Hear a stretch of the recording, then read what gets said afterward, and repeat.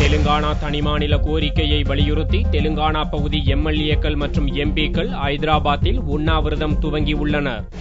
தெலுங்கானா தனிமாநிலம் அமைக்க கோரி தெலுங்கானா பகுதியிலிருந்து தேர்வான 100க்கும் மேற்பட்ட எம்எல்ஏக்கள் மற்றும் எம்பிக்கள் ராஜினாமா கடிதங்களை அளித்ததைத் தொடர்ந்து விவகாரம் மீண்டும் சூடுபிடித்துள்ளது. அனைத்து கட்சிகளும் ஒற்றுமையுடன் ஆந்திர சட்டசபையில் ஏகமனதாக தீர்மானம் நிறைவேற்றாத பட்சத்தில் தெலுங்கானா கோரிக்கை மீது எந்த முடிவும் எடுக்க முடியாது என்று ஆந்திர மாநில காங்கிரஸ் பொறுப்பாளரும் மத்திய சுகாதாரத்துறை அமைச்சருமான குலாம் நபி ஆசாத் திட்டவட்டமாக கூறியதால் தெலுங்கானா பகுதியிலிருந்து தேர்வு செய்யப்பட்ட காங்கிரஸ் எம்எல்ஏக்கள் எம்பிக்கள் புதன்கிழமையன்று 48 மணி நேர உண்ணாவிரதத்தை துவங்கினர்.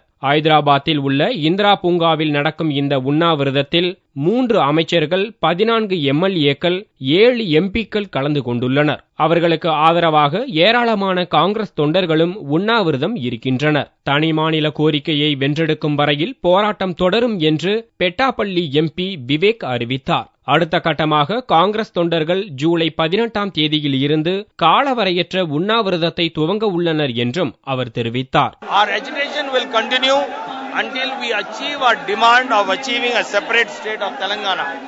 You have seen the response today. The party cadre in the Telangana is motivated. They are coming forward, and from 18th of this month onwards, the party cadre also will be sitting on an indefinite fast to achieve our demand of Telangana. Telangana தனிமாநில கோரிக்கைக்காக சாகும் வரை உண்ணாவிரதம் இருந்து வரும் உஸ்மானியா பல்கலைக்கழக மாணவர்களின் போராட்டம் புதனன்று 3வது நாளை எட்டியுள்ளது குறிப்பிடத்தக்கது.